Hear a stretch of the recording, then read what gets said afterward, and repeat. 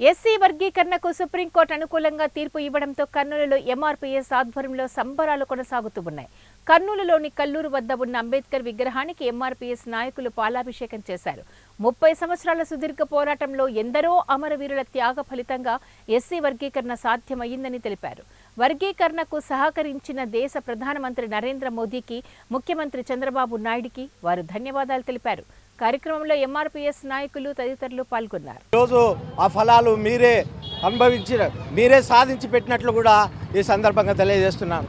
కృష్ణ మాదిగల ఆకాంక్ష అయినటువంటి ఏబిసిడి వర్గీకరణ సపోర్ట్ చేసినందుకు ప్రధానమంత్రి గారికి, అదేవిధంగా మొన్న ఎలక్షన్లో మేము అధికారంలోకి వస్తే ఏబిసిడి వర్గీకరణ చేసి నేను నిరూపిస్తానని గతంలో చేసినటువంటి చంద్రబాబు నాయుడు గారికి మేము ఎంతో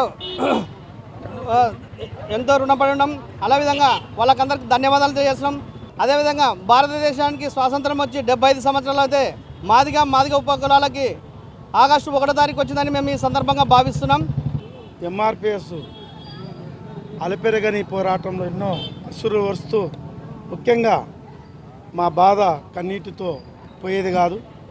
మా కన్నీరు వృధా కాలని చెప్పి కోరుతూ మరి జడ్జీలకు కావచ్చు, నరేంద్ర మోడీ గారికి కావచ్చు, రాష్ట్రంలో ఉన్న ముఖ్యమంత్రి చంద్రబాబు నాయుడు గారు కావచ్చు, మరి 59 ఉపకులాల కష్టము, జీవితము, వాళ్ళ రక్త చరిత్రను రూపురేఖలు మార్చిన ఈ అధినేతలకు ఎంఆర్పీఎస్ తరఫున సామాజిక ఉద్యమ నమస్కారాలు తెలియపరుస్తూ